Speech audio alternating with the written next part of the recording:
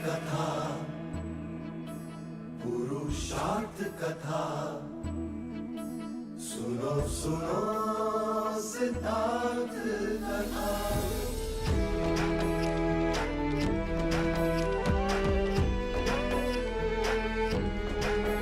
संसार में दुख का कारण क्या, संताप शोक का निवारण क्या। संसार में दुख का कारण क्या, संताप शोक का निवारण क्या। इस खोज में सब कुछ त्याग दिया, हर वैभव से वैराग लिया। वो सृष्टि से संयुक्त हुए, सिद्धार्थ से गौतम बुद्ध हुए।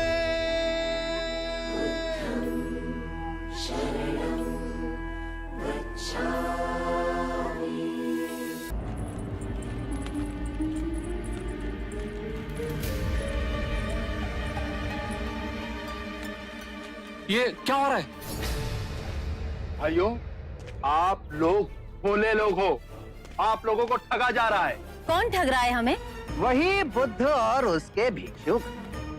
हमने सोचा क्यों ना आज उनकी परीक्षा ली जाए। प्रतिदिन निशुल्क ही भिक्षा ले जाते हैं। पर वो तो महात्मा लोग हैं। काहे का महात्मा? आज देखते हैं उनमें आध्यात्मिक शक्ति है या नहीं। यदि नहीं तो उन्हें धक्के मारकर राजगीर से बाहर निकाल देंगे। अवश्य। भाइयों भाइयों सावधान, दो भिक्षुक इधर ही आ रहे हैं। आइए आइए भिक्षुकगण आइए। आप ही की प्रतीक्षा हो रही थी, पधारिए। देखिए, यह चंदन का भिक्षा पात्र बांस पर रखा हुआ है। यदि आप बांस को बिना छुए चंदन का भिक्षा पात्र निकाल दें तो आपको भिक्षा मिलेंगी, अन्यथा नहीं। हमें क्षमा कीजिए।